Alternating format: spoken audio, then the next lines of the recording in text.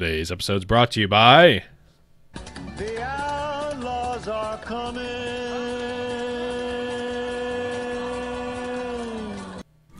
It's high noon.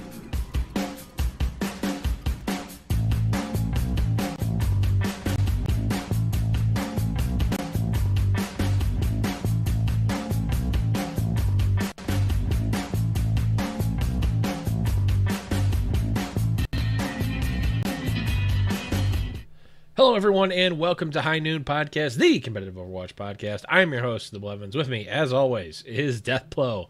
What's up, buddy? Not too much, my man. I'm feeling awfully smug this evening. I don't know about you.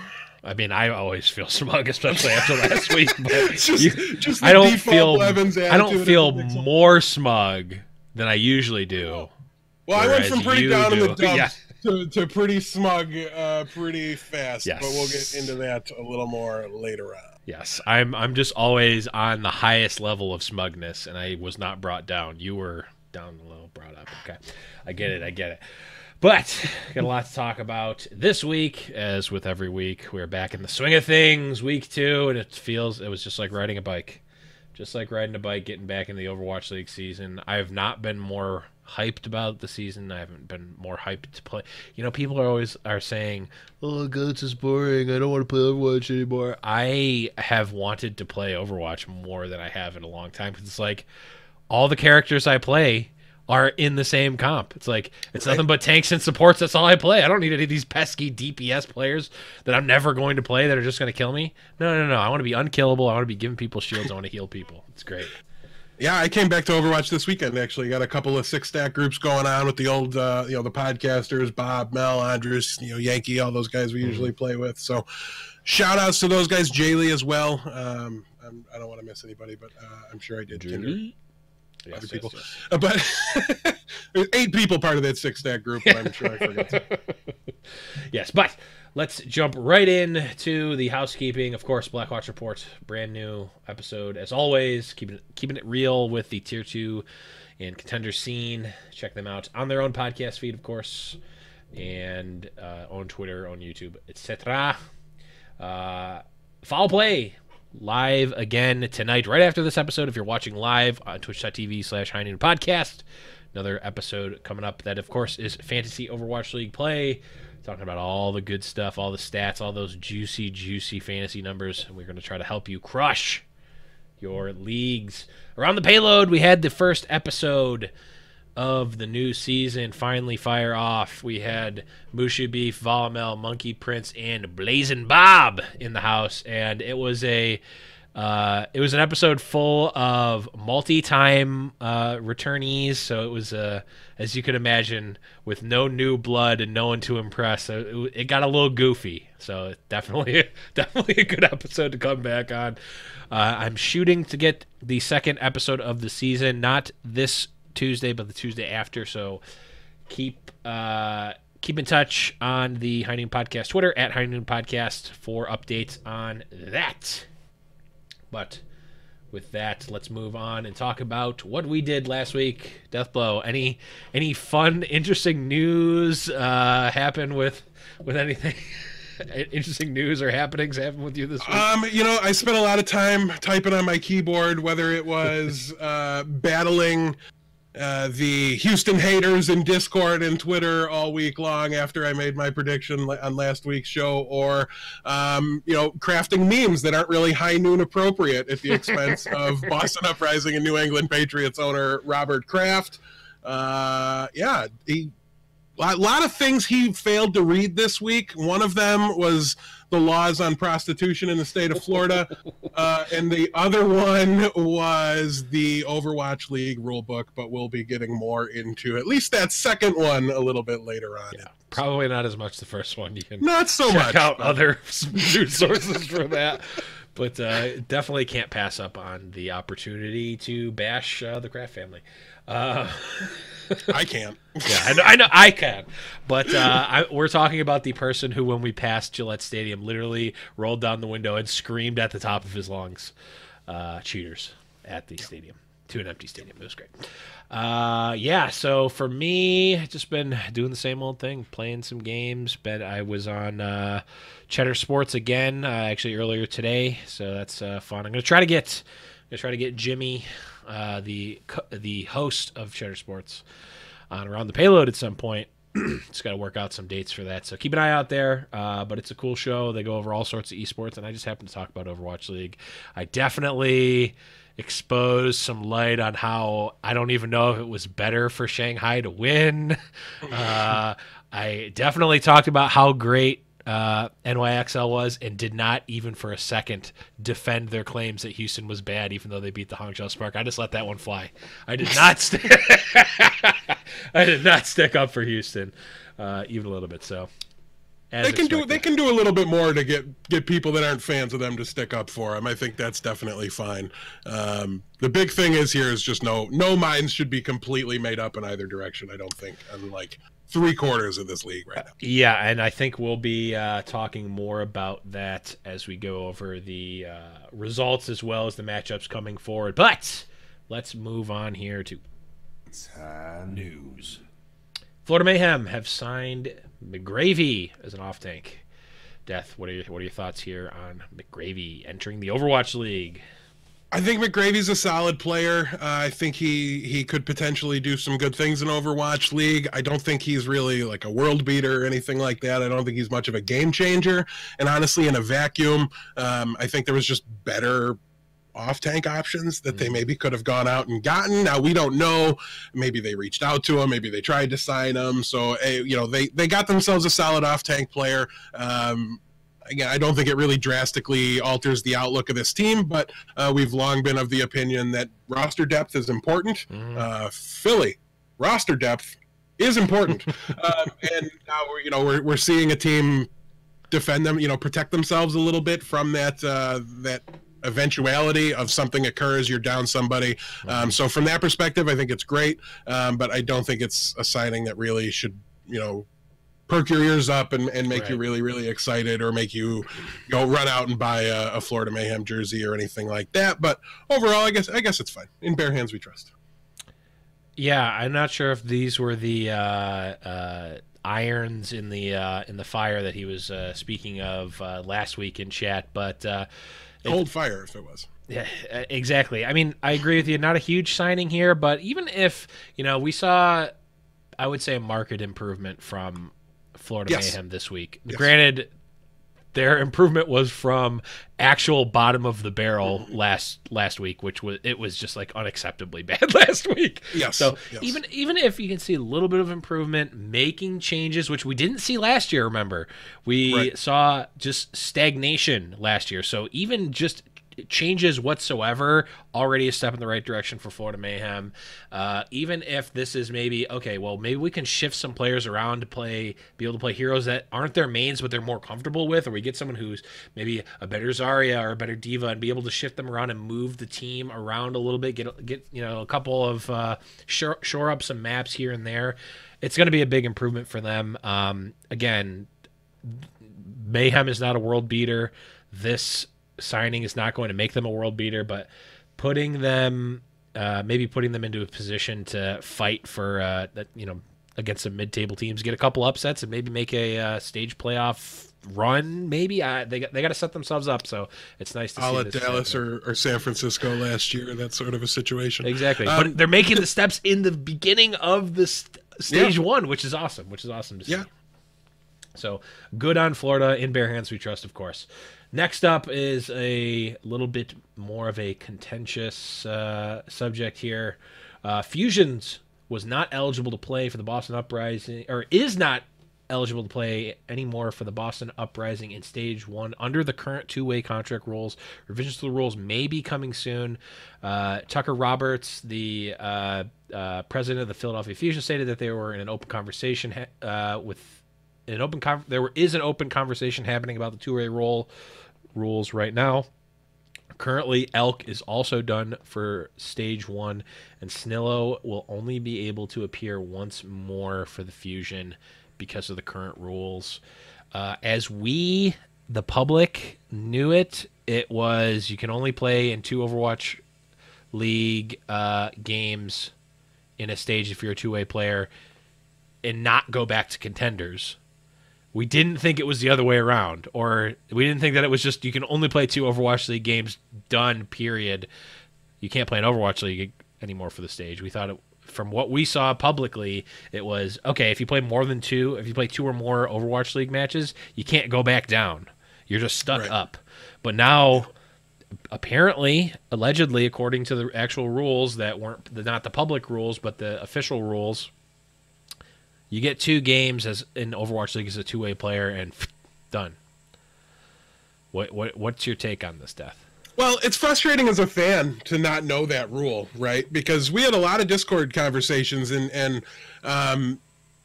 about the two-way contract thing, right? When they were signing players like Elk and Snillo moved there, you know, we had a lot of conversations about who would start, you know, how would this all shake out? And there were people that were of the opinion, just because they're in a two-way contract doesn't mean they're not going to use them. Why wouldn't you sign them to a two-way contract? This is why. We didn't know this at the time, but again, my whole stance on it was at the beginning is because when if you're going to use them, don't sign them to a two-way contract because you're limited in the number of two-way contracts that you can have. So you take away a potential flexibility option, you know, something you can do to maybe pick up a player you need on a very short-term basis, and then still have something to do with them. You can send them down to contenders or do something along those lines. And so we didn't know the full extent of it. So very frustrating as a fan. Please, Overwatch League, put out the rule book. I don't know of any professional sports league that doesn't have the rule book public facing. Nobody reads it anyways. So it's not like we're going to come out of the woodworks to like, right? Yeah, nobody's going to read it, but it has to be out there so that it's just absolutely common knowledge. If you don't know, it's on you.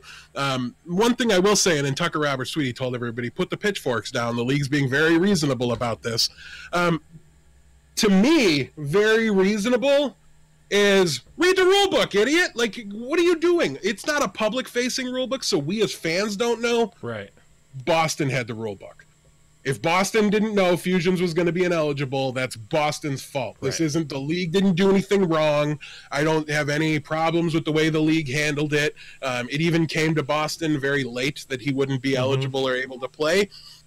If I had to guess, I mean, the league's not going to go out and check every single player for eligibility before every single game. You submit your roster, they'll check those players for eligibility and tell you if they are or they aren't. So to me, what happened is Boston submitted the roster with Fusions on it. The league said, hey, he's already played twice. You can't use him. And then this kind of all started. So the fact that the league is willing to bend it all overall is probably fine, because is it the perfect system to lock them out that way? Right. No, you don't want to limit. I don't think the Overwatch League teams. I'd rather see. Sorry, Thorne and Kyle. I'd rather see the contenders teams get limited and kind of screwed a little bit here. But at the end of the day, the teams knew the rules. Boston is nobody to be mad at but themselves. They didn't prepare for this situation well enough. And yeah, if they wanted to use him, they should have been working to put him onto a regular contract, get him here as a regular player. And they took a beating this week as a result of that issue, because they look like a completely different team without Fusions. Yeah, I agree with everything you said. The rule book, it's there. Follow the rules. If you had a problem with the rules, should have brought it up before. Clearly, based on the reaction here, didn't see or notice that that was a rule. Now, with that being said, I don't think that that's a good rule. I'm trying to think, like, who does this benefit? Like, does having the rule the way it is now preventing some sort of exploit or protecting the players or even the teams or the league integrity in any way? And I'm trying to think. I don't think so. I get you can, if you play 2 or more Overwatch League matches, you're locked out of contenders because you don't want just everyone being a two-way player and having an Overwatch League team playing in contenders and an Overwatch League. You don't want that. It's not good for the players. It's not good for the other teams that aren't doing that. It's not, I get that side, but like, is this just like, all right, well, Fusions, you played your 2 games. Now we're just banning you to contenders. Like, who does that help? I guess technically the contenders scene, because they get to see a higher quality player, but like, it doesn't help the player. They're not getting top practice. Doesn't help the team. It technically helps the other teams because they're going to have to play against a gimped Boston, but in terms of the integrity of the league and the fairness of competition, I mean, the fairness is there because everyone is under these rules, but it just doesn't seem like the rule in and of itself. It just seems a little bit weird. So I doubt we're going to hear any sort of explanation behind it. But I guess it's gotten enough publicity that maybe we will. If they change it or if they keep it, it would be nice to, even if it's just a quick, like it would be nice if we got like Jeff Kaplan style like developer updates, but for the league, it's like Nate Nanzer comes on, hey, hi guys, I'm Nate from the Overwatch League team. If for no other reason, Dino Flask gets twice the content, and that would just be phenomenal. Man, that would be great. Yeah, but I mean, it really sucks for Boston. Obviously, Deathblow, you're not the biggest Boston fan in the world. I'm apathetic towards Boston. I just like to see good matches. And Fusion's also biggest brain of the 2018 World Cup, and I definitely want to see him play because I think he deserves to be an Overwatch League player. So hoping the best. I hope that the rule changes, given what I know about it and how I understand the rule. It doesn't seem like it helps anyone. So yeah, Boston hate aside, even I'd like to see Fusions out there for no other reason that when they do lose, they're a better team with more on the line when I get to enjoy it. Listen, we're all experiencing what we talked about. You know, when I said in the past, yes, I make fun of Dallas a lot, but I want them to be a good team. The league's better when you have more good teams. When anybody can beat anybody, the league is a whole lot of fun. How much fun you had the last 2 weeks, Blevins? Because it's been pretty great. It's been pretty great, and we're pretty close to that exact situation right now. So I feel like last season there are games where it's like, okay, you know, it's Florida versus NYXL. Honestly, it was NYXL versus mostly anyone. For the 90% of the season, I never had to worry. It was always like, all right, let's just get this first. Okay, got it. Never close. Which I love. Don't get me wrong. If that happens again this season, I'm going to be perfectly fine with it. If Toronto and New York just win every single game by a landslide, I'm fine with it. But that eking out that solid victory is it really makes the games much more compelling to watch. Especially the other games that I don't actually care about the result of. It makes me want to watch those matches much more. But speaking of those matches, let's talk about the matches of last week. It's tournament talk.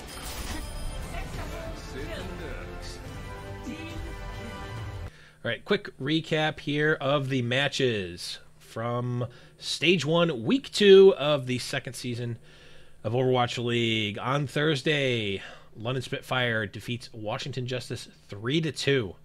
Up after that, we had Old Bad Philly lost to Florida Mayhem 2-1, and the Guangzhou Charge eke out a victory over Dallas Fuel 4-0. Eke out is definitely not the right word. Crushed the Dallas Fuel 4-0. Keeping in the trend of 4-0s, we have Seoul Dynasty 4-0 over the Chengdu Hunters. Atlanta Reign win in convincing fashion over the Toronto Defiant 3-1. NYXL 3-2 victory over LA Valiant. And what has definitely been the most talked about match across the Twitterverse and elsewhere, the Shanghai Dragons get their first win in franchise history, 3-1 over the, as we just talked about, gimped Boston Uprising, 3-1. Next up, we had Houston Outlaws versus the Hangzhou Spark. Houston wins 3-1 there. Cue my music, Blevins. Cue it. Let's go. The outlaws are coming. Had to do it. We had Paris Eternal win 2-1 over the LA Gladiators. Dallas Fuel beats Old Bad Philly 3-1. Vancouver Titans win 3-2 over the Guangzhou Charge. Chengdu Hunters beat the Florida Mayhem 3-2. And on Sunday, we had the London Spitfire beating Hangzhou Spark 3-1. NYXL, I'm not cueing the music for this one, beating the Houston Outlaws 4-0. Appropriately not cueing the music on that My one. finger is very far away from that button. Toronto Defiant wins 2-1 over the LA Valiant, and the Vancouver Titans end the week off 3-1 against the San Francisco Shock. And a quick recap here of the standings as we sit now. NYXL in first place, 4-0. Vancouver Titans 3-0 here. Paris Eternal 2-0. And the Atlanta Reign 2-1, Seoul Dynasty 2-1, Defiant, Chengdu, Philly. Those are your top 8 teams that if the stage ended, or if the stage ended today, those would be your stage playoff performers. Right on the cusp here is London Spitfire, followed by Hangzhou Spark, Dallas Fuel, Guangzhou Charge, San Francisco Shock, Boston Uprising, LA Gladiators, Florida Mayhem, Shanghai Dragons, Washington Justice, Houston Outlaws, and in dead last place, the only team without a win here, the LA Valiant, starting off 0-3. Not the only team without a win. Not the only team without a win. The Washington Justice also do not have a win. But the games played. The games played. Right. Okay, yes. Standings really don't mean a whole lot unless the teams have played the same number of games. They don't mean a whole lot right now, for sure. No, this is where we start getting the 1.5 games out of first place to get like that. So. Yeah, it becomes a really big headache. I know in the NHL, it's one of my least favorite things about the sport is looking at the schedule, and you've got to track games played, games so it's like the Sabres are 3 games back but have 4 games in hand on the blah blah blah blah blah, and it's just nobody knows what that means. I don't understand. It won't be as drastic here. You'll be at most 2 or 3 games behind, where you can get farther behind in the NHL with their crazy schedules and everything like that. But until things really kind of even out right at the end of the stage, obviously it means everything. In teams, obviously you can compare very reasonably when they've played the same number of games, but everything's very small sample size right now. Everybody's beating everybody. Nothing makes sense. Nothing has logic or reasoning behind it. So just buckle up and enjoy the ride. Don't sweat it too much if you're a Valiant fan sitting at number 20. Right, and moving right along right into our storylines here. We need to come up with a drop or a segment here for these storylines. I don't know. Maybe maybe we'll just do this is not break it down, and it's not really tournament talk. It's something else entirely. If you guys have an idea for what we should do for the storylines, let us know. We'll make it happen. The parody puzzle, man, expanded. I think it's too big to even go over, because we're gonna end up looking like that gif of Charlie from It's Always Sunny and Pepe Sylvia, just like all the lines crossing over everything. Every team has beat every team. Maybe that's our drop for the storylines. Who knows? Yeah. Pepe Sylvia. There's no Pepe Sylvia. So it's been an absolute blast so far to kind of watch these games. When you think about some of the metrics we use to predict some outcomes and to predict some slow starts, Toronto Defiant, how can they possibly win without their flex support? It just doesn't make any sense. It's too important of a position. I guess 8 is just actually every bit as good on flex support as he is on main support. Is an absolute unit. Just an absolute unit, 100%. So that's like, it's kind of crazy, right? So I guess flex supports don't mean very much, right, Blevins? That's what we learned. Or Q Philadelphia losing Boombox for the week, and they go 0-2 to teams they should have handily beaten. So apparently the flex support is super, super important. It's across the board that things just don't make any sense. You had London and Houston starting 0-2 in week 1. They were just doomed, Blevins. I mean, just everybody said they were done. It wasn't possible. They London, it was more, you're bad in this meta. You're not, you just win last season. You get enough of a buffer that people aren't going to assume your season's over. But now they're 2-0 on this week, and you've got Houston, who got beaten up by New York, and honestly, props to Mono, shout outs. I've given him, not really shade, but I've just not wanted to give him love as like an elite main tank player, because I just hadn't seen it. easily his best performance against Houston. Honestly, it was terrifying how dominating he was. He beat Muma up and down that stage the entire 4 maps, maybe not so much like the first point of control. I thought Houston played very, very well. After that, even Houston was playing fine, but they get the win over the Hangzhou Spark that the entire world should have seen coming because people are dialed into my maps theory.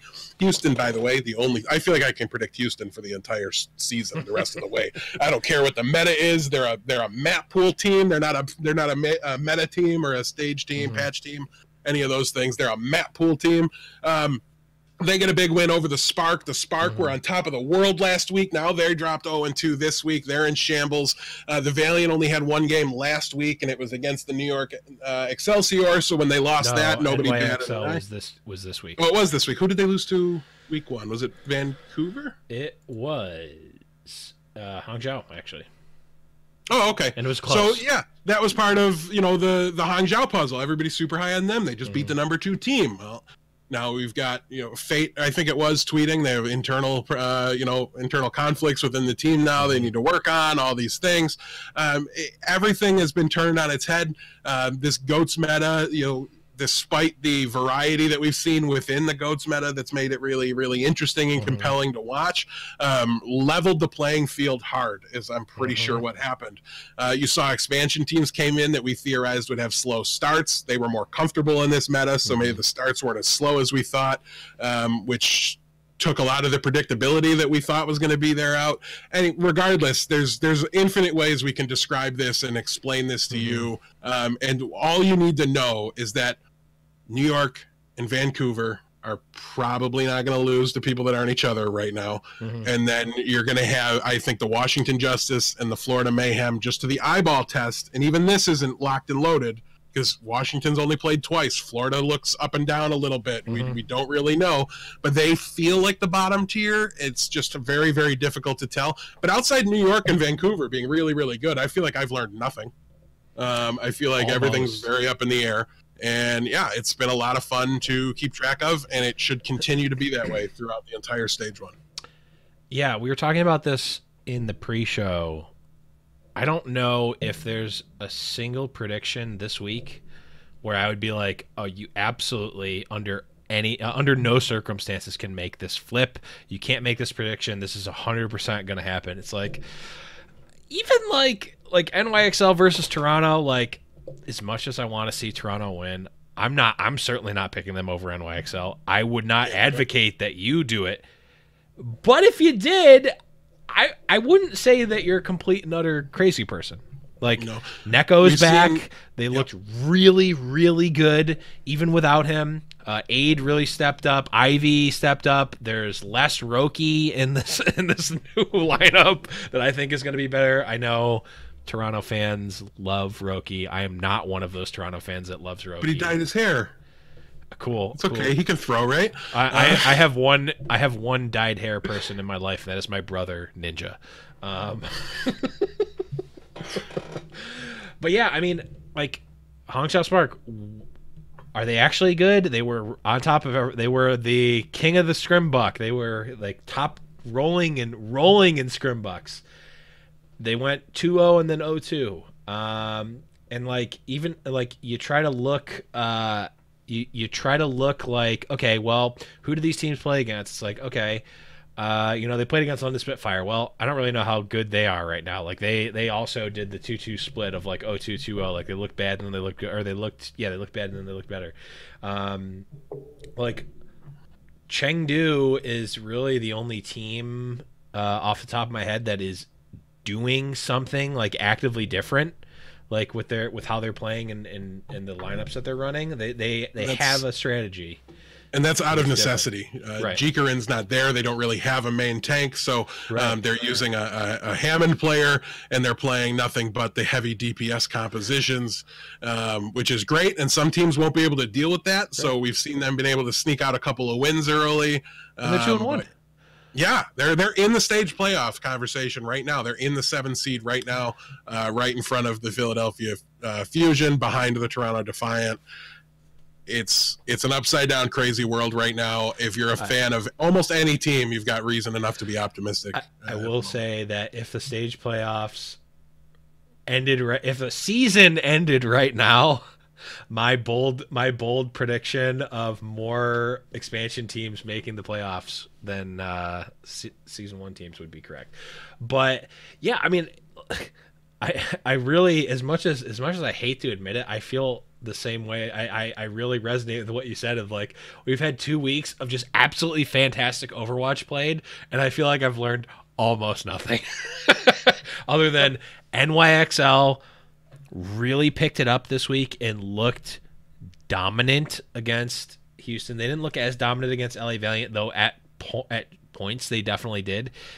It seems like there have been a lot of chinks in the armor of a lot of these teams. That's kind of where they're getting exposed, but not glaring, overarching downfalls, with the exception of a few teams in a few matchups. But like, it's like, oh, well, they have a really bad this map or a really bad this part of this map, and they get exposed. They figure out, like, I think, I forget who it was who was playing against Rain, just like had the drop that they needed to go after Dogman, and they just focused Dogman heavy and really kind of crippled him.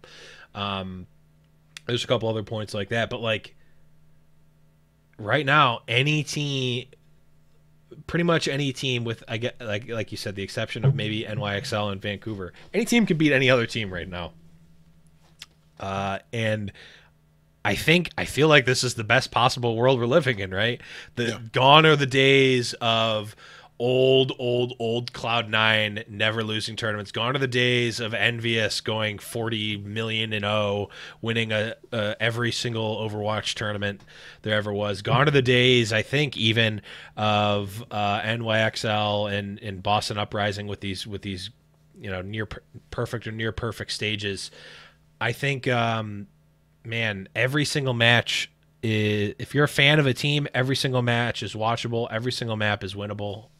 And it really is I don't know. I can't think of a better scenario as a viewer. Yeah, no, listen, nobody I thought we haven't seen anything close to like some of the kind of, I mean, they weren't flawless, but the flawless performances we saw in season 1 where a team didn't make any mistakes because the other team wasn't good enough to force them to, that sort of thing. The closest we saw to that was Houston versus New York. I think you guys really just shut us down handily. We're the better team. And I don't know that it was really, with you guys playing like that, I don't think it was really within Houston's power to do much to stop you.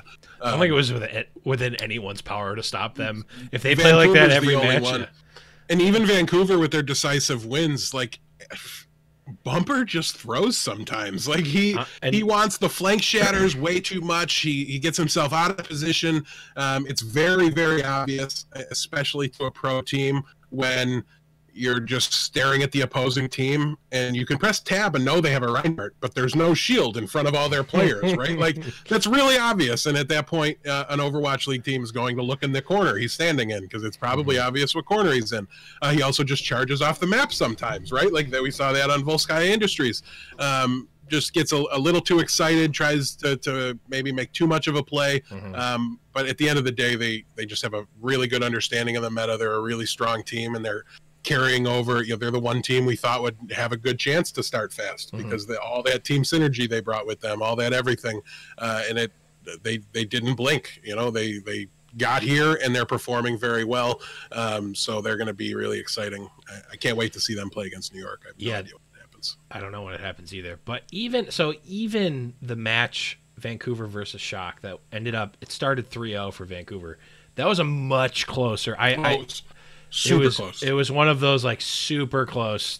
I mean, it could have been a 4-0, but it was a 3-1. But the first three, super close 3-0, where it's like when you're talking about Houston in week 1, where it's like they lost one team fight and it flipped, and they, Vancouver basically like did that 3 times. Maybe not map 1, but Vancouver, especially on the second and third map against San Francisco, it was like super close, and like San Francisco, I think maybe isn't 100% sure who they want to be playing on what points. They seem they changed out their tanks a decent amount, and I think maybe even the supports. Yeah, I think they did. They didn't play Sleepy this week. So San Francisco, maybe not even sure who they want to be playing at what position, whereas you've got Vancouver, who is very locked and loaded, ready to go. They know what they want to do on which point, and they know this meta, how they want to play this meta. So even there, Vancouver didn't necessarily look dominant over the Shock. They were just it was a very close match. But I think those are both very good teams. I think Shock is a little bit lower than. I think they're definitely lower than they probably should be, but it's still early, and I don't want to get too bogged down on the parody puzzle because we've got something monumentous. Death, history was made. This is the greatest thing that's ever happened in Overwatch League. Death, one team got one win. Am I the only one that doesn't care at all, or like thinks that this is just completely like I feel embarrassed not for the Shanghai Dragons because, for what it's worth, congrats to them. Like all the congrats to them in the world. Like the players, you could see them getting emotional. They have every right to. They've gone through so much. They did this, blah blah blah. But when I'm seeing, they showed like people in the crowd crying. Everyone's going crazy. They said. We're watching. I swear, Achilleos said we're watching history being made at least 50 times during that match. Like after they won game 1, it was every single time they win a team fight. Well, if they win this, history may be made tonight. And I'm not trying to make fun of Achilleos. I actually really, really like his cast. I really like their cast. But every single time they are talking about this, like they got one win. A team who was actual awful got one win. It was going to happen eventually, right? I don't know. Am I being too pessimistic about this stuff? No, you're 1,000% correct. The whole just insanity over Shanghai, the rooting for them was like nauseating to me. Uber said it best. Like you're not even like championing mediocrity. You're championing just unimaginable failure, and right. Like that's not something to be rewarded or rooted for, or like it's not something to buy a jersey for. Right. It was just the craziest thing to me, just stupid. And I'm sorry if you're one of these two girls that was sitting in the stands in your NYXL jersey. Crying when the Shanghai Dragons won. I'm sorry, that's just the dumbest thing I've ever seen. I'm a crotchety old man. I'm sitting here mad that these two girls were experiencing so much joy that they brought tears to their eyes. Like I shouldn't be mad other people are having a good time or enjoying themselves. But what are you doing? Why you're clearly not there for Shanghai. If you're wearing Dragons jerseys, fine. I totally get it. There was nothing that happened there that should have been overly celebrated. The casters did their job. They had to hype it up. They did. Had the storyline they were given. And I want to reiterate, I like their cast a lot. I did. I think Achilleos and Wolf have been phenomenal so far. Really, really enjoyed them. And also work on that impression because it was identifiable to me from the get-go, and I know you haven't really worked on that one. It was the first time I ever did it. I wasn't even trying. Yeah. I wasn't even thinking about it. Yeah. I knew what you were doing, so I think if you work on it, you're going to get really good at that one. So you might want to do that for the sake of memes. Heck, you can both host and appear on Around the Payload if you get good enough at that voice. Believe me, I've been planning for that for quite some time. But just get over it, guys. Congrats, they won a game. The more compelling storyline was Gamzu looked really good and crushed Boston's face in 2 weeks after they traded him. That was the interesting storyline in that game to me. Not a team that was a colossal, embarrassing failure in season 1 accidentally stumbled their way into a win this time around. I'm glad it's over, so we don't have to talk about it anymore. I'm glad it's over so they can never sell another jersey in the United States ever again. And so we can just move on. Well, Shanghai looks to me, if Gamzu plays like that, he did good on the Rhine, he did good on the Winston. So he did not look good on Rhine last season, so that was really telling to me. He was a bit beating up on Axiom, who I don't think was scrimming with the team on the roll, things like that. But either way, if Shanghai can get tank play like that, there we're talking about a mid-table team. Welcome to the club. Yeah, I think, and I talked about this when I was on Cheddar Sports earlier. Like, does this make like Shanghai less of a likable team? Like ironically, like they start winning and they become a mid-table team. Nobody cares anymore. It's like how many people rallied behind, how many people that aren't from Florida or really liked Florida from before they started playing rallied behind Florida when they were a like low end team. Me, maybe. Like questionably me. A few other people maybe, but like no one is like crying when Florida Mayhem gets a win over Philly this week. When I think that honestly, considering the gimpedness of Boston and the fact that like on paper Shanghai was not a bad team starting this season, I honestly think that the Florida over Philly win was more of an accomplishment in a vacuum this week than Shanghai over Boston. But no one cares about that, or very few people care about that. But I don't know. I think I'm just like not. I really don't want. I think we're damned to be hearing this for the rest of the season. Oh, Shanghai, they doubled their number of franchise wins, or oh, Shanghai, they got their second win. It's history being made again. It's like, God, just talk about them as if they're a regular team, please. Yeah, if you think about uttering or crafting a sentence around something to do with Shanghai and their losing streak anymore, just stop. After an 0-40 season, they're now on a 3-game win streak. Maybe we'll see it. Shut up, please. Like, I get it. We have to do it. We have to make content. You have to make content. We get it. It's just not like, do better, please. Yeah. You can make good content. You don't have to just make any content. Listen, we'll bring it back up and we'll talk about it if they win the league. Right? If they go from 0-40 to winning, yeah. Worst to first is a fun, serious That's a Cinderella story, yes. Yes, we'll talk about that. Even if they just start being good. Like if they just if they're in a playoff, I'm fine with that. But like if they just if they're just in random games, if they just win random games like every team almost so far has this season, like yeah, I don't think so. But enough about Shanghai, at least in this context. Let's talk a little bit about. We even talked about not wanting to talk about this, but let's talk about the Jake fist pound because it's on everyone's head. For those of you who didn't see, after getting dismantled, I think on map 2, I think it was going into the halftime break. Yeah, it was going into the halftime break. Jake of the Houston Outlaws going into the halftime break of the NYXL match. Jake of the Houston Outlaws, visibly frustrated, slams the table. With his hand before he or slams the desk before going back into the dugout, or I don't know, what do they call it, but backstage or whatever, locker room, and people, I don't know, kind of made a big deal of it. And the only reason that we're bringing it up at all, besides the fact that everyone else is bringing it up, is like some people were, I don't know, I guess calling it out for nerd rage, saying he's mad because he's bad, not knowing why people are showing this emotion. And I'm like, let's see more of this type of stuff, man. Yeah. Like, let's see Breaking news, human being shows human emotion in human situation. Which shouldn't be shocking, but it is in this context, right? Like, how we don't see, like, we see so much of the, like, oh, well, these, they play the game and then when the game's over, it's just like, voomp, reveal, oh, no, we're not even, like, thinking about the game anymore besides what they do in their scrims and whatnot. We're not talking about it. We're not, like, showing any sort of emotion.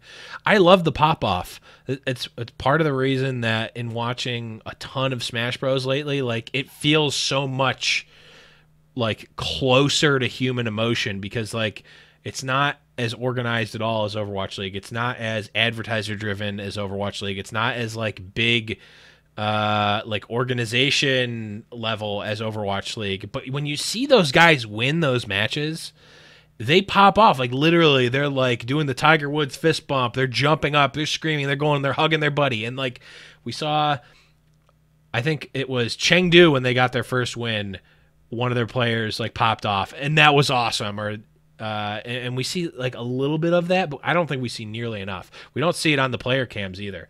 And we don't see the opposite either. Like, cause like I'm sure they're told like, hey, don't get mad. And there's a difference between getting mad and swearing at people and getting punching a monitor like Summit did on stream, or like being disruptive. But like being frustrated and letting some of that out, or like even just like showing that you're a human being and emotional and that you care about this thing that you put so much time into. It's like you don't need to hold that back. And you don't need to hold it back on stage. You don't need to hold it back when you're literally putting on a show. Like, let it out, man. Like, I want to see it. As a Houston fan, I liked seeing it because you don't want your team to just be okay with getting waxed 4-0 in a match like that. Like, you should be mad. You just got beat. Like, you're trying your hardest and you just got beat. That's frustrating. But yeah, like, and to put it in context, since everything I say about Houston is taken with a grain of salt, deservedly so, not a criticism. When Tom Brady throws an interception and they get a video clip of him swearing on the sidelines, like I might send a message to my buddy and be like, did you see Tom all mad? Like that's it. Right? Like we've forgotten about it 5 minutes after it happened. Great reaction GIF material there. But other than that, like it wasn't actually a thing, guys. Everybody calm down. Yeah, Monty actually brought up on Twitter probably the best point to come of it is that this just goes to show that we're severely underutilizing the player cams, because like the only other thing I can think of where a player cam has been like relevant besides like the players goofing off like they used to, which they don't even really do anymore, like when they're doing the introductions and showing the players, was the Prophet flipping the bird, which I don't advocate for. That's probably a misuse of emotion, and that was mostly meant for being a joke. But like let's get the player cams like more. Let's do something with them. I don't know what, but I don't know. All right, enough about that. We talked about NYXL being back in tip-top shape. They're quite dominant this week. But last thing we'll talk about here before we break down the matches for this week is Boombox. He was out all week. Did we hear any? I don't think we heard anything about the reason he was gone. Like, what is Philly? Illness, they cited. Philly definitely looked like old bad Philly when they didn't have him. What? I mean, if he's still sick or what have you, like, what's the deal with Philly moving forward? They're doomed because they thought their best bet was Elk on flex support. That didn't work out, and that's not an option for them anymore under the two-way player rules. Yep. So, Fraggy, how's your Zen, brother? That's what we're looking at here. They can get one match out of Snillo if they want it. I don't know what that would do for his ability to go down and play in contenders, and I don't think they have a third DPS option. You don't know that you need a third DPS option if it still goats from the season starts. It's an interesting dilemma they're in. I will say it again, if you're wondering why we advocate for full benches and backups at every position, this is why. Because what if he's got appendicitis and he's actually out and he's got to have surgery and it's got to be removed? It's not like a serious thing, although appendicitis can be. It's just kind of one of those things. We have no idea as fans what's going on right now.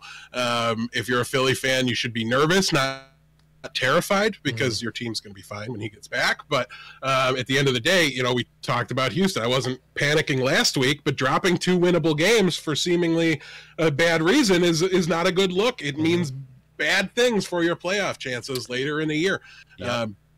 So they can't afford to have it happen again. All their chips need to be on Boombox's back, and he'll be there when we kick off the matches on Thursday against the Justice. That's how all my pick'ems are assuming he's back, because the alternative makes me have to consider things that I would rather not consider. So, I don't know. Flip all Philly matches to losses, though, if they don't get him back, because they looked super bad, and they're only going to get less comfortable with players farther away from their usual role. It's ugly. They are not a good team without their full 6, so they got to get him back. Yeah, and I completely forgot the point I was going to make, so let's just move on. And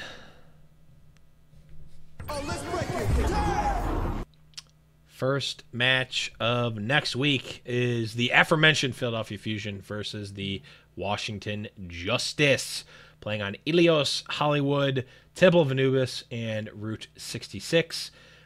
Quick aside here, we were talking about this in the pre-show as well. We don't have a wealth of data large enough to talk about map win rates yet. Like, Death, you were talking about looking at some of the win rates. It's like, oh, this team is 1-0 or 0-1 or maybe 2-0. It's like, small sample size. So once we start getting close to the end of the stage, or maybe even in stage 2 or 3, if there's some overlap with maps or maybe map types or what have you, then we'll start being able to actually really factor in some of these specific map win rates. As we make these we'll probably only talk about interesting numbers as opposed to all of them like we did last year. Right. I think we spent maybe a little too much time discussing map records when it's like they're 11-1 versus 0-11. Like, it's, right. You don't need to talk about that too much. But yeah, though this is going to be probably a bit of a stinker here to lead things off. If there was one match that I'd say, you said none of them are like throwing if you kind of flip it or anything like that. If Boombox is there, this is the one that might be, to me, the Justice look a tier below kind of the field. That we've only seen 2 matches from them. I'm not firmly making up my mind here. They do some of the things that bother me about some of the other expansion teams. I thought Fozix was their best player in their match this week, and then they took him out. And I just don't know why you're taking out, one of your best performing players in the middle of a match, one from a position of main support that should be crucial to communications. I did hear some commentary and some people talking in Discord about how the communication might be why they do it, right? They're a multilingual roster. They're kind of a mix. So when you have certain players kind of underperforming or frustrating because they can't communicate with their shot caller, they switch the shot caller to somebody that then speaks the language of those other players. So bad look to me. I don't know. Figure it out. These guys got to figure it out. And the way to do it's probably not to switch back and forth, especially when Fozix just seems to perform better to me than Hyunyu. So I don't know. They've got roster situations they need to figure out. They just have talent mismatch issues and problems to me. So I don't have any faith here in the Justice. I think we're looking and talking about our number 20 team at the end of the season. I'm going to give this one to Philly 4-0. I would flip it probably 3-2 for Washington though if Boombox was out and I knew before it locked. So keep it in mind. Yeah, the only other thing I'll say about this, I've also got Philly winning here. I got them 3-1 mostly as a Cowards. The 3-1 is the new Cowards 3-0, even though it doesn't matter what the actual maps are for the new pick'em. But the only other thing I'll say is that one of the things that I had kind of hoped for Justice going into the season was that they were going to be able to use Janus in a similar way that the Gladiators used Fissure. Have a very aggressive, powerful main tank, high-skilled main tank, and really build around him, work around him, and kind of have your game plan revolve around him. And to be completely honest, it's just not happening. We're seeing a lot of the same. I mean, I remember when we were watching the NYXL, or we were watching one of the matches that Justice was playing, and we just saw, oh, Janus jumped in and died and was in a really bad spot. Never heard that before. Oh wait, heard it like half the maps last season. So, they didn't. Maybe it's a Janus problem at this point, but they're not playing. He's not playing into the rest of this team, or maybe the team's not playing into him. I don't know which it is, but neither is looking good right now. Yeah. So. Yeah, there are some nice pieces in Washington. They're just not clicking right now, and until we see it start to, I don't know. Like we said, two matches is all they've played. The book is far from written. I'm not gonna be a hypocrite and say Houston was fine after their 0-2 start, but Washington's doomed. But we're just not seeing it. Like Houston showed the performances on specific maps that made you think they had something to it and gave you hope. And that's not something I've really seen from Washington. I haven't seen them dominate a map. We've seen them win a couple maps here or there, maybe just one map. But it's been a rough go. So we're just reacting on what we've seen, which isn't the full story, but it doesn't look good. Yep. Next up, we've got Seoul Dynasty versus Boston Uprising, Nepal Numbani, Temple of Anubis, and Route 66 there.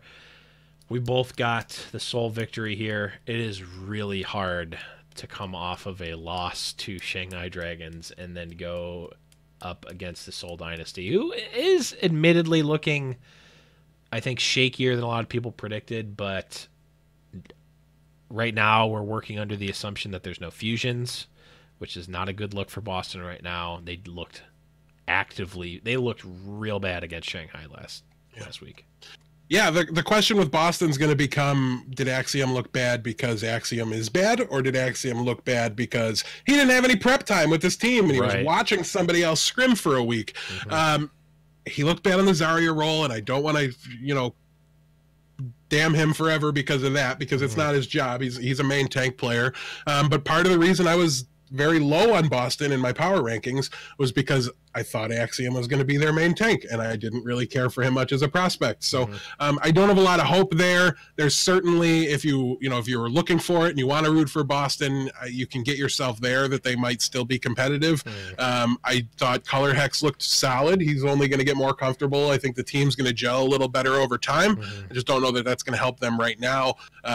Admittedly, Seoul's in a similar boat where they're trying to get Michelle and Jexy and all their new pieces and Fissure and everybody working together and functioning, but they've shown a higher level than Boston has. And they've also shown better consistency than Boston has, and there's just fewer overall question marks there. So I'm going to go with a confident 4-0 win here for Seoul. Yeah, I took the Cowards 3-1 again. Just, I don't know. I feel like we've seen much fewer 4-0s, even in like NYXL matches. It just seems like the teams are not putting. It just doesn't seem like the teams are putting their all into that last map if they 3-0. But that could just be I don't know, confirmation bias for me or something. But moving on here, Florida Mayhem versus the Guangzhou Charge, playing on Busan Numbani, Horizon Lunar Colony, and Rialto. I've got the Guangzhou Charge winning this one 3-2. What do you got, Death? I'm going to give it to Guangzhou 3-1. Florida showed a little bit more. We very specifically and very directly to Bare Hands' face last week asked him to show us some level of competence. We got it.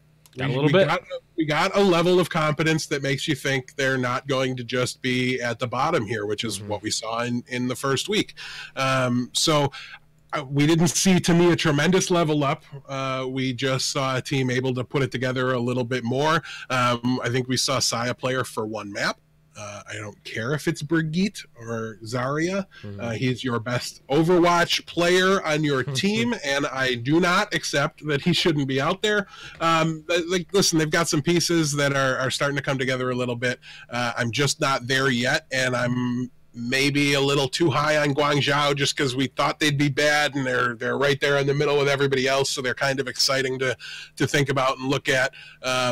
But it's hard for me to continue to really put any faith in Florida to go out there and win against these mid-table teams. I think they're going to do and be very competitive in some surprise matchups, but maybe lose them close. I'm going to, like I said, Guangzhou 3-1 here, though you might have the more accurate or appropriate map score, I think. Yeah, I mean, I really want to pick Florida here, but it's baby steps with them, man. Like like you said, they definitely showed market improvement over this week, and maybe McGravy is that wow factor that they needed. Maybe it's just an unlock for them that really opens up some space or does something for them. I really hope it is. But Guangzhou, I mean, with Shu and Eileen specifically, like those two players are really shining. Although they don't play Eileen as much as I want to see. I mean, I just want to be able to play the drop more. But Guangzhou, I think, is a good team. They are, like you said, right in the middle of the pack, 1 and 2. But I can't. I just can't pick Florida yet. I can't do it yet. I want to, but I got burned so much on them last year. But let's move on here. Just imagine how much better they'd be if it was BQB and Saya player. I just can't get it out of my head. Like, Tavik's making errors. They're apparent. We're seeing them on stage, on the broadcast. Play Saya player, forehead. That's all I have. Don't talk to me or my pluppy ever again. Next up, San Francisco Shock versus Hangzhou Spark, Ilios, Hollywood, Temple of Anubis, Route 66. This is, I think, at a bigger level, I think this might actually be the placement matches. This might actually be the placement match for Hangzhou Spark right now. They started off strong. They had kind of a down week this week. This is a San Francisco who came off of a very close loss to the Titans last week, but still showed like a very proficient team. A couple of kinks in the armor, but man, I think this is a real placement match for both of these teams, honestly. I've got Hangzhou here winning 3-1. Who do you got, Death? Yeah, Hangzhou's a little tough to pin down. What do I think Hangzhou would be if they played Gushui and Bebe 100% of the time? Probably right up there with the San Francisco Shock, to be perfectly honest with you. Where do I think they are when they swap them out for Revenge and No Smite all the time? And No Smite seems to dominate the playtime, at least in this past week, over Gushui. It doesn't make sense to me. That's not what I'm seeing when I watch their games. I'm not the most trained of eyes, but it's just to me it's not close. At the same time, San Francisco's not too far off doing the exact same thing with Choi Hyo Bin and Nevix. I was waving the Choi Hyo Bin flag for quite a long time in the preseason, and it's just like I even really like Nevix too. Like I think he's like the optimal perfect seventh man on your roster, and once I lock up my 6, I would go way out of my way to try to sign somebody like Nevix. But at the end of the day, Choi Hyo Bin is like a playmaker. He's like a very serious asset for this team. He's something other teams need to worry about, and I think Nevix is a little bit more of a role filler, and I just don't really understand the confusion here, or the mix-up in playtime. It's apparent to me. So there's a little bit of that on both sides. Hangzhou's doing it with 2 of their roster spots. San Francisco's doing it with 1. I think Violet looked like an absolute beast this weekend, despite the loss to Vancouver and the record-wise not the best week. I have no worries for San Francisco overall. I think they'll get everything figured out. I think they have really good pieces for this meta and for future metas.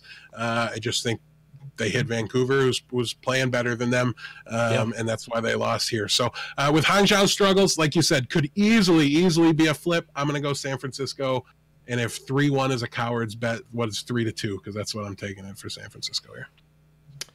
Yeah, I mean, it's flip the coin, man, and literally, like, let's find out if this thing ever flips anything but tails ever. I'm showing the camera. Heads is there, tails is there. Whose heads in this case? In this case, I'm picking San Francisco, so they're getting tails. Okay. We got heads, so the coin is already showing that it's actually a 50-50, and last week was just super weird. But yeah, so we're gonna be giving the coin gives the win to Hangzhou here. Yeah, it's pick with your heart. If you like, or no, pick with your eyes. If you like orange better than pink, pick San Francisco. Yeah, I think that's that. Without actually having put thought into this might actually be the match of the week. It could be. But let's move on. Competitiveness. And competitiveness, closeness, and then also like I'm still like not 100% sold on either team. Like I want to see like. I don't know. I think it's going to be really good. Placement match is the right word for it for both sides, for sure.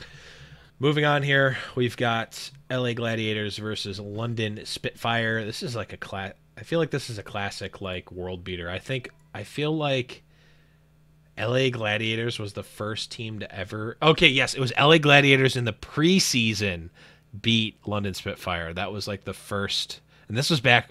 This was an old like pre-fissure Gladiators like. Was not a great look for the Gladiators, but they beat London Spitfire. So I in my mind, every time they play, it's always like a classic matchup for me. But they're going to be playing on Busan, Numbani, Volskaya Industries, and Dorado. I've got Gladiators taking it out here. They just look stronger to me than London at this point.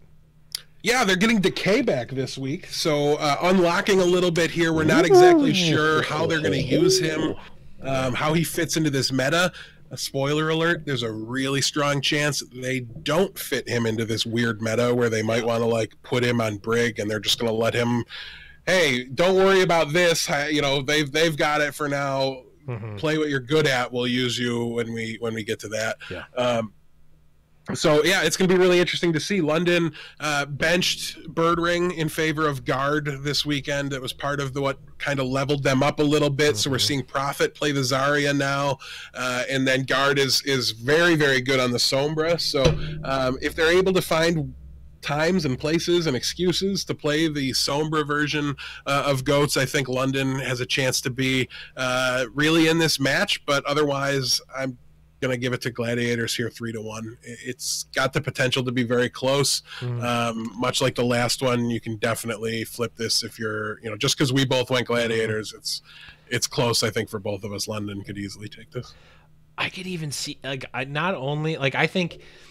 feel like San Francisco versus Hangzhou is going to be a close one. I could see this being a close one. I could also see it being like a 4-0 in either team's favor. Yeah. So I don't know, and I just feel, I just really like the feeling that this season is giving me so far, where it's like, oh man, I don't even know what to expect in some of these matches. But moving on here, we've got, man, I was talking about this before. I don't know if this is the best or worst situation for me. Toronto Defiant, exactly. Toronto Defiant versus New York Excelsior, playing on Busan, Kings Row, Temple of Anubis, and Dorado. I mean, I want both of these teams to win. If it's possible that somehow they can get a draw, I'll take it. But it's not possible. So given the one of the ultimate rules of High Noon podcasts and our pick'em strategy is don't ever pick against NYXL, and I'm not going to start here. NYXL 3-1 for me. I'm not going to either, but I do want to say I'm going 3-1 here as well. I think it's very telling Blevins didn't go with the 4-0 or the 5-0. Toronto Defiant are a terrifying team. Yeah. Absolutely terrifying. The fact that they were able to win 2 of their 3 matchups without Neko, who we think is a top-tier flex support player. We're going to find out with a quickness now that he's back. We believe he is very, very good. We know Roki was making a lot of mistakes. It was apparent when watching that he was kind of their weak spot. So Aid, who absolute unit, will be saying that a lot. Evans both really like calling him that. Yeah. So we've got an absolute unit moving over into the main support now instead of a mistake-riddled kind of, dyed hair mess. So there's going to be a lot of things, kind of locked up and fixed for Toronto. They're a team, I'm not calling it, they're one of the only teams in the middle of the pack that has the potential to jump up and join NYXL in Vancouver in that top tier, separate from the rest of the pack, just because of the success they had and the downright just really quality play that we saw from a team that had a fatal flaw to it. What happens when you fix that and they were already winning? There's a real chance they just absolutely take off. So I'm definitely keeping that in mind. But like you said, it's a rule. You just don't pick against NYXL. It's not really burned us yet. It was like picking against Shanghai last year. So picking for Shanghai last year. Oh yeah. I see what you're saying. I mean the reason I'm quite confident in this, besides the obvious rule that we have, is Toronto showed a lot of spikes of really good play, but they also showed spikes of like misplays, just being out of position. Now, a non-zero of them came from Roki, but I don't want to put all the blame on Roki. There was definitely other times where there were players out of position. They seemed like they got flustered. There are multiple times. To shatter for 9.5 minutes. Right. There are many times where they also just like they went from they had like a close match that or a close map where they barely lost, and then the next map they just shut down. And and I believe that's what happened with Houston. They just like lost a close one on the first map and then just got rolled over on the second map they played. And like we talked about with NYXL, like they're not only at the top of the pack in terms of skill, they're at the top of the pack in terms of consistency. And they're I think we talked about it during the actual Houston versus NYXL match. Like NYXL is just unflappable. Like you're not going to find those exploits, and they are certainly going to find them on you. So any of those any little opening that NYXL sees, it's just going to get exploited. And that's not a good look. If you're a team like the Toronto Defiant, who has, like you said, played well above expectations, but there's still little bits here and there. I think they can tighten those together, and that's why I'm very excited about this team in general, but in this match specifically, I think it's a little bit too early. I don't think they've had enough time to really kind of hone that stuff in, especially against a top tier team like NYXL. So I can't pick them. But again, I wouldn't fault anyone for picking Toronto in the upset here. That's a big pick 'em gain there, because there are very few people picking against NYXL, rightfully so. But yeah, don't do it. I mean, don't do it, but it would be. You could, but don't. It would be a very Blevins move to do if it wasn't against NYXL to pick Toronto here, and it's paid off for you. It's paid off last week. 2 weeks ago I would have made that joke and it would have been a criticism. Now it's praise. Yeah. So how just saying, I'm first place in every pick'em league I'm in. Let's move on here. I don't care that the stats may be wrong. It's because the coin's loaded and it only comes up tail. Yeah, the coin on highnoonpick'em.com is also. Is also loaded. Just as a disclaimer, there's not actually any coins. It's not random. It's all official. As far as I know, I'm not associated with it. Maybe it is random. I don't know. But let's no, it's not. Let's move. I don't know why I'm digging myself into this hole either. Let's move. Randomize. You're just... I'm digging this hole and I'm trying to get out by digging more. Let's move on to Vancouver Titans versus LA Valiant here. Nepal, Kings Row, Horizon Lunar Colony, Rialto. We talked about it before. I don't know how much more there is to say about Vancouver. They are a top-tier team. They are a top-tier in consistency. They're checking all the boxes that are what we believe to be a top-tier Season 2 team, which is consistency, knowledge of the meta, knowing what they want to do in each spot. They're checking all those boxes. This is not NYXL, so I'm picking the win here. 4-0 for Vancouver. Yeah, I'm going to give it 3-1. I don't think the Valiant are a bad team in spite of their record. I think they're a team figuring out their new roster setup. They don't know. There's definitely some causes for concern. Apparently, there's talk that Custa's too intelligent to play Lucio and Goats. Understands the composition and the metagame too well to be on that roster was the explanation we got for why Kuki was in week 1. I believe it tilted more in the direction of more Custa this week, which makes sense. I don't know. Either sign one dumber main support or sign 5 smarter players, please. Like, let's not use the mother of all non-reasons as a reason and try to make me swallow that one, because it'll never happen. Sorry. No, Winston, I didn't buy it. But listen, Vancouver, I think there are mistakes to be had and to be capitalized on from Vancouver. They're just few and far between. Most of them are named Bumper. I think he's going to calm down and he's going to clean things up. I'm criticizing Bumper. In spite of his mistakes, he's been one of the best main tank players that we've seen so far. So if he can just clean up those mistakes, they might be close to NYXL in terms of just airtight, mistake-free. He's the one that really stands out to me as kind of making those unforced errors. They've been far from unrecoverable mistakes.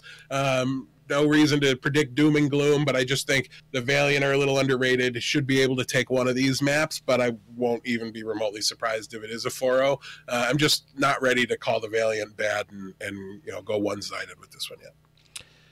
Yeah, I always find myself being more down on Valiant than most people. So I think they're middle of the table. They're definitely lower than they should be, considering they're in dead last place right now. But I'm not seeing them beat a top tier team, at least not at this point.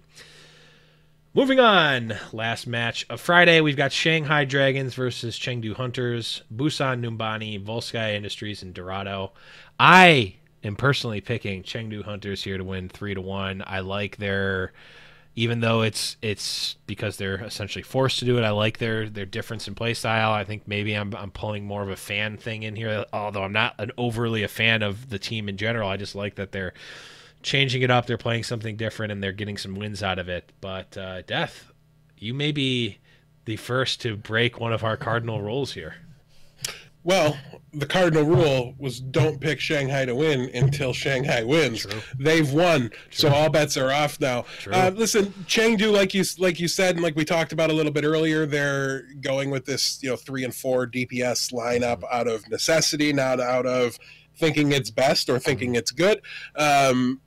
I think that's a problem, and I think every match they play puts more tape on on film for people to study and look at. I think Gamzu looked really strong. I think he looked strong against a backup main tank. Now they don't have one, so this is an even better main tank matchup for him. There's just nobody on the other side to compete with him. It's a pretty easy to play Reinhardt under those circumstances. Yeah.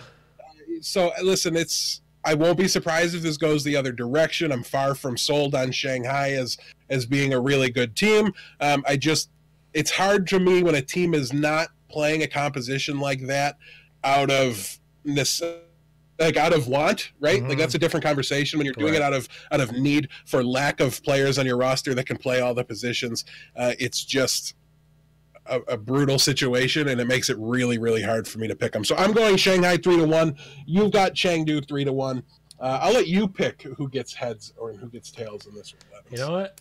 Let's give Shanghai tails. Since it doesn't have an advantage anymore, I'm just I'll let you pick. It can be random. Shanghai is tails, and tails it is. So right. Shanghai gets the win as per the coin. Blevins falls out of first place in pick'ems. I don't even have that much of a buffer like I did last year. So, well, I need to get every win I can. But don't worry, Thon's on the last page with me. We got it covered. Oh, feels good. Moving on to Saturday, we've got Paris Eternal versus Atlanta Reign, Ilios Hollywood, Temple of Anubis, and Route 66. This might be the match of the week and a placement match, to say the least. I've got Atlanta here 3-2. I think, Paris has shown that they are competent, which is more than I gave them before the season. Atlanta also did the same, and I also gave them shade as well before the season. But Dufran and Dogman, specifically to me, really have popped off in the last week. Atlanta really showed like the signs of being a top tier team. Now I don't think they're as consistent as some of the other teams yet, but they did show me glimmers of hope of being a really a high ceiling team. It's just leveling it off to see if we can get some of that consistency. So I'm going with Atlanta 3-2 here. Death, what do you got? I'm also going to go with Atlanta. This is one I flipped about 17 times. I would go pick the other ones, come back, change this one, pick a couple more, come back and change this one. It's really, really close. Both teams look strong, but not to me. Like they look, definitely a level behind the top two that we talked about. Paris, I'm becoming a kind of alone on my island here. I'm not big on Ben Best. I don't think he's been great. I think I would rather see LH Cloudy start for this team, but here we are. Ben Best has been performing well enough. To me, in a GOATS composition and in a GOATS meta, I don't want my tank to be kind of my weak line here, and that's why I'm picking Atlanta, because I think their tanks have been their strength. Those players in particular have played very, very well. They each have flaws. Like I said, I don't think Atlanta, sorry, fans of Dufran, not been a huge fan of his Zarya. I mean, it's been fine. It's not been bad by any stretch. But I mean, Dufran's supposed to be the carry that was promised. He's Azora High, come again in Overwatch League, Blevins. And that's he carried not a what we're little seeing. bit. A little bit. He's shown signs of it, yeah. He has played well. He's not been, top tier among Zaryas. I think Dante's looked better. I think Nene's looked better. I think there's a couple out there for sure that are outperforming him. So I think there's an opportunity for Paris there. Both of these teams have weaknesses that the other team can attack, so it's a matter of who does a better job of it. It's like I said, it's razor thin. I'm going with Atlanta 3-2 just to give the coin a break. We'll agree on this one, but yeah, listen, this is another one. Pick with your heart. Don't care about the matchup too much. Either one of these teams can win easily, I think, in this one. Like you said earlier, this could be 3-2 either direction. This could be 4-0 either direction. We're still learning a lot about these two teams, though both of them have been instilling confidence with every match. Let's just say that. Play Shadowburn, you cowards. Next up, we've got Florida Mayhem versus the Houston Outlaws, Ilios Kings Row, Horizon Lunar Colony, and Rialto. Death, I'll let you start this one off. Well, just here's my analysis. Read those maps again and make sure you don't say Hollywood, Volskaya Industries, or Route 66. All right, I didn't. Okay, well then 4-0 for Houston because none of those bad maps are there. The opponent's not great. This is absolutely falls under the umbrella of could flip. I'm not suddenly super high on Houston because they beat it. Won a matchup I thought they'd win. We're still talking about a mid-table team. I just don't have the confidence that Florida's part of that mid-table conversation yet. So yeah, we will go with Houston 4-0. Yeah, I got Houston 3-1 here. I want to pick Florida so bad. I'm so close to flipping it, but nope, can't do it. I can't do it yet. I can't do it yet. I'm not ready to do it. Florida, give me one more week of progress here. Give me one more week of showing progress here, and I'll start considering it again. But I just can't yet. Next up, we've got San Francisco Shock versus the Washington Justice, Nepal Numbani, Temple of Anubis, and Route 66. We kind of alluded to this earlier. We both think Washington is pretty low down on the totem pole. I'm actually going to change mine here. I had San Francisco Shock winning. I'm going to agree with you here and go with the 4-0. Yeah, these aren't two teams on the same tier, so 4-0 San Fran. Moving on. Yes, sir. Shanghai Dragons versus the Dallas Fuel, Ilios Numbani, Volskaya Industries, and Dorado. I now am taking my turn here at breaking the rule. I'm going with Shanghai 3-2. I'm not sold on Dallas at all. They've been fine. They've showed some good maps. They've showed some real bad. It's still up in the air with Dallas. It's also still up in the air with Shanghai. So I've got it 3-2 here. I do think it can be close. Again, this is another could be a 4-0 in either direction, honestly. But I'm going with the 3-2 here with Shanghai. Yeah. I'm going to go Shanghai here 3-1. Like you said, super, super close, can go in either direction. Dallas has showed the ability to hang with anybody and the ability to beat almost anybody, I think.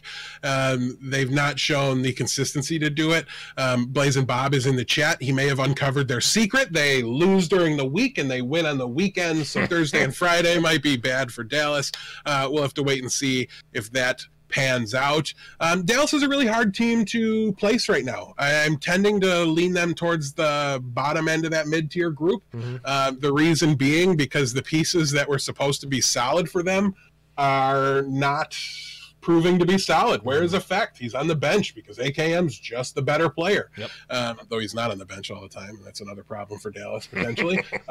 OGE was better last season when the team was worse. It just is questionable to me. That very nerve-wracking to me. Maybe it's the meta. I don't really know. Maybe he just doesn't get goats like a lot of the other tanks do. We won't get that answer until another stage. And listen, if Dallas is going to win this game, they need to find reasons to put RCK on Sombra and to run the Sombra version of the composition, because RCK is a better Sombra player than he is a Diva player. I have not been super impressed with his Diva play. It's not been bad. He's fine, but he's just not good either, objectively, what I've seen. Off tank is one of those tricky ones. We've mentioned it a lot. When the team doesn't perform, it's very, very difficult for an off tank player to look good. So it could be that with the small sample size. We don't really know. All things considered, I just think, I'm willing to think Shanghai, with that off their chest, is just going to play a lot looser and play a lot closer to their style. And a lot of the pressure came off this team. And sometimes that's all you need to get a little bit of a run going here. So I can't believe I'm saying it. But yes, I'm predicting a 2-0 week for the Shanghai Dragons. Whew. I'm probably wrong, just judging by how the pick'ems have gone and how difficult everything is. They probably won't, but I'm going to, in a vacuum, pick them to win. I just hope that doesn't happen so that we don't hear anyone even once unironically say, can they win 40 games in a row after losing 42? If anyone says that unironically, I don't even know how I'll react, but it will be not favorable for that person on the show. Let's move on to Sunday. Boston Uprising versus the Toronto Defiant, Busan Hollywood, Temple of Anubis, and Rialto. I'm going with Toronto here. Neko's going to be back. Neko's going to actually be back for the NYXL match again. So he'll have gotten the rust off if he had any at all. And if they can even keep it close against NYXL, this fusion, at least according to what we know right now, this fusions-less Boston Uprising team does not seem super great. And Toronto, like you said before, looks scary good right now. 3-1. Listen, Gamzu just clapped Boston in his revenge game. Why can't Neko do it? Neko's actually got reason to be mad. He feels like he was treated poorly, like as a human being with his time in the organization. I'm buying that storyline. Neko in his debut game for the Toronto Defiant, who are on the rise, all these things. These are teams headed in drastically different directions right now. They're still technically both in that mid-tier, so far from crazy to expect Boston to pick things up a little bit with Color Hex getting a little more integrated. There are players in Boston that are performing well. I just don't think Axiom's one of them. We'll see what he can do with a week of scrims. But yeah, for now, I think Toronto has to be at least considered favored against the other kind of mid-tier teams, like lower end mid-tier teams at least. So yeah, I'll take Toronto 4-0. Yeah, I'm not even surprised if we see Toronto just level up to an upper mid to low high tier team with Neko. Yeah, put them with like Gladiators, Shock, Soul, like kind of those guys up at the top of that mid tier, can lose to anybody, but the teams that have a chance against NYXL in Vancouver, I can see that. I think that they'll be favored against most teams with Neko back. But let's talk about Hangzhou Spark versus LA Gladiators here. Nepal, Hollywood, Volskaya, and Route 66. This is a case of base this pick on how Hangzhou does against the Shock. Like we said, a placement match. If they clap the Shock, I'm easily picking Hangzhou to win here against Gladiators. If not, I mean, I'm sticking, obviously, here. I'm picking Hangzhou 3-1, regardless, because we don't change them after the matches. We basically lock them in as we're talking about them now, but I've got Hangzhou 3-1. I think I still have hope for them. It is very possible that after this week we stop talking about them as a top table team. I think both of these matches are winnable, but not against like top tier teams. I mean, I guess they're on the upper half for sure, LA Gladiators and San Francisco, but if they can win both of these, I think we continue the conversation of Hangzhou being a really, really good team. If they lose both, I think they fall down a lot of people's projections here down to the middle of the pack. So I don't know. I've got faith in them, but I think this is definitely a placement week for Hangzhou.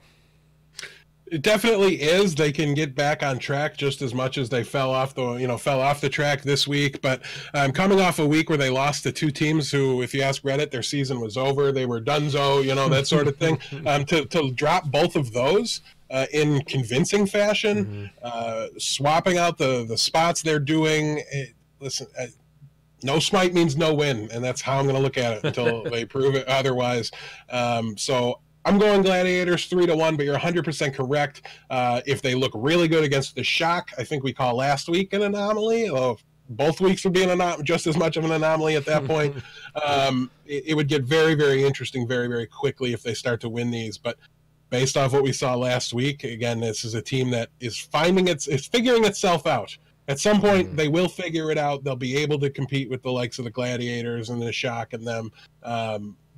But I'm just until I see it. That's my theme with all these teams, and it will be for every year. Prove it. Hangzhou is far from proven anything yet, so I have a little more confidence in the Gladiators. I'll take them 3-1. We will have to see if they have spent their last scrim buck. But who's tails? Tails never fails for the Hangzhou Spark. Tails it is. So the coin has the Spark flipping around. Yeah, the coin has picked Spark twice, so consistent at the very least. Moving on, LA Valiant versus the Guangzhou Charge, Ilios, Kings Row, Horizon Lunar Colony, Rialto. This is another. It's a placement week for Guangzhou as well. If they look sluggish and not that great in their first match. I forget who they played against, but maybe don't pick them. But I've got confidence in them. I'm picking them 3-1 here.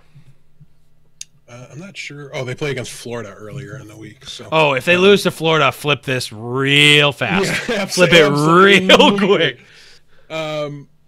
This is to me two teams that are very similarly ranked right now, and in my updated power rankings that I actually did earlier today, but didn't post anywhere.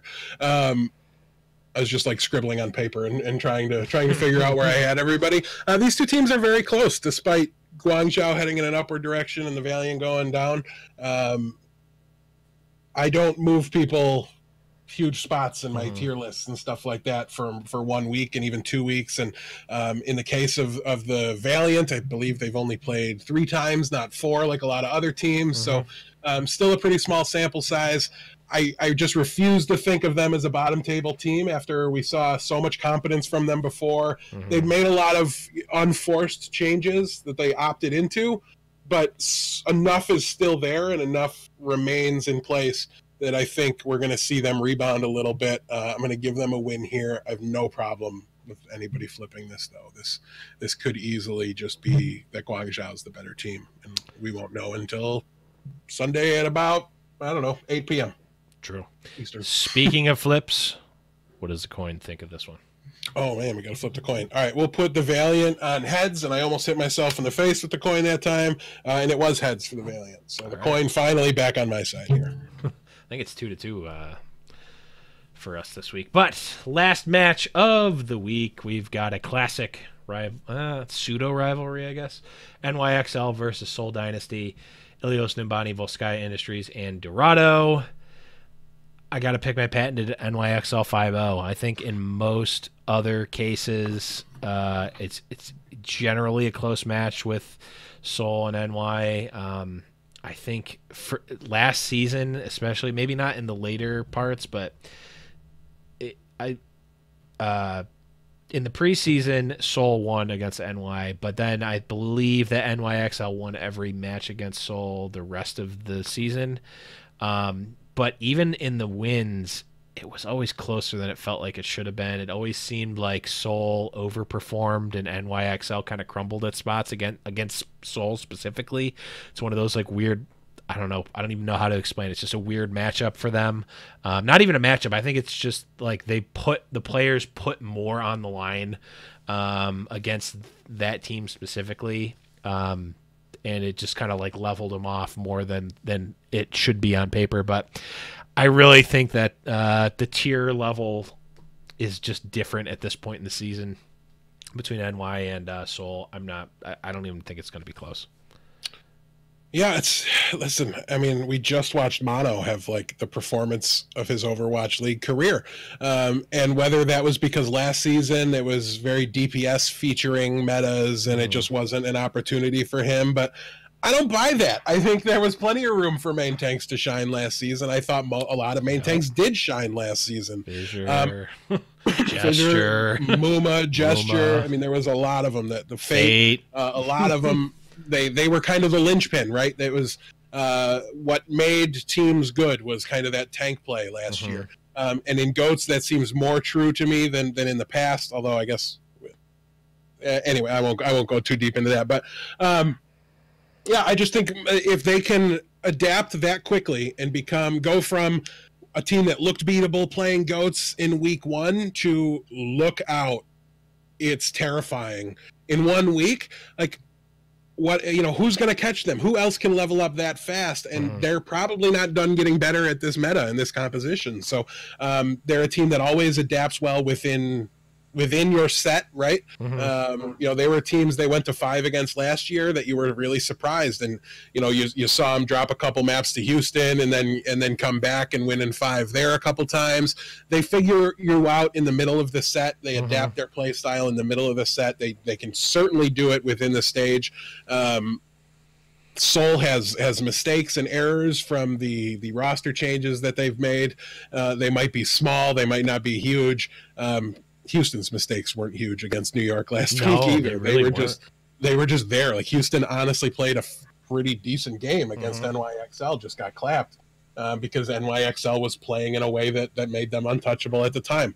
On the back of that performance, yeah, it's got to be a 4-0 to me for New York, even though Seoul's a very good team. Higher on my list than even Houston is right now, but there was no room for I don't think anybody to succeed in how they played last week, except for maybe Vancouver. And I just don't see Seoul pushing through yet. Maybe later on they can get up there. They're not there yet for me. Yeah, I agree. Show it to me first, Seoul. Like in my preseason power rankings, I actually have Seoul quite high because fissure, etc. But really has not been the huge explosive player like he was last season. But that's going to be it for the preview here. Do we want to talk about the thing that came out while the show was new hero on? Baptiste? There's a new hero, a new support hero coming. Go check him out. I'm guessing it's going to drop in time to possibly be in Stage 2. It might be dropping about the time Stage 2 starts into live servers. But if they do it like they did Brigitte, it will be a stage off. Well, we got to remember, Stage 2 does not start until April 4th. Oh, right. We've got the longer... Yeah, we've got a longer mid-stage break that's going to open things up a little bit. So I'm hopeful Baptiste might be involved in Stage 2. We will never know that, though, until we get the official word from Blizzard. I think Nate tweeted that out, what patch we'd be on 2 weeks before the start of the season. So expect that decision to be made right about the time Stage 1 is wrapping up. We'll know whether or not it's included. But either way, Combat Medic was the way it was described to me. So what you're saying is jockey healer or... Doesn't seem to be even remotely close to what's accurate. I haven't seen so much as a video, because we were live and talking when the tweet went live from the Play Overwatch Twitter. We know literally nothing about the hero, but just the phrase Combat Medic to me says, like, can we get some competition for Zenyatta, please? So that maybe there's a hero that can push him out and give some variety. But yeah, it's going to be pretty interesting to see how that plays out. It sounds like it's going to be characterized as a support. But it's another one of those kind of hybrids like maybe Brig was, where you're DPS / heals instead of tank / heals. Interesting. I'm wondering, if they could. The problem, well, we don't need to go too deep into it. The only thing I'll say is the problem with, even if they have more DPS or more healing than Zen, is like, if they don't have the ult, does it really matter? I don't know that the ult is relevant as much as Discord Orb. Oh, how are you benefiting the entire rest of your team? You're right. In killing your opponent? If that's just damage output, it's probably not going to compete for Zen playtime. But if you're boosting the damage output of your entire team along with doing some of your own, then maybe it's going to be interesting. I don't know. Like I said, we're completely speculating because we have no knowledge. Chat's telling us the abilities have not been revealed yet. It's got kind of a Soldier 76y weapon, which is fine. We're talking about a support hero, so the weapon type is whatever. We'll figure out how to use it as long as it can be beneficial in fights, and we'll take the rest there as long as it can heal enough or support the team in other ways enough. Yeah. The only thing is the development team knows and has heard for the past, I don't know how many months, that everyone hates goats and wants something to change goats and shake up goats. So they got to be putting something out that's going to do that, right? Maybe. I don't know. But we'll have to see. We will see, and we will certainly talk about that once we get more information. But that is going to be it, guys, for this episode. Yeah. Bet you Baptiste doesn't give anybody armor. Yeah, probably not. No, actually, Baptiste is just an identical copy of Brigitte. Now there's going to be 2 Brigittas. It's just a palette swap. Boats? Is it a boats meta if it's a Baptiste goats? A Baptiste goats. Boats. I almost root for that so we can bring in the How I Met Your Mother clip. Yeah, let's do it. Maybe Maddie will start watching the show. All I know is if we get a boats meta, okay, I coined the term. It's true. You heard it. You literally. It'd be extremely unlikely that someone said it before you, considering it was released not even 20 minutes ago. But all right, we're rambling on here. That's gonna be it, guys. Make sure you check us out. All the social media stuff, highnoonpodcast.com. You can support us on the Patreon, patreon.com/highnoonpodcast. You can also support us on Twitch, twitch.tv/highnoonpodcast. All the bits, Twitch Primes, regular subs, all that good stuff, all helps the cause. But that's going to be it, guys.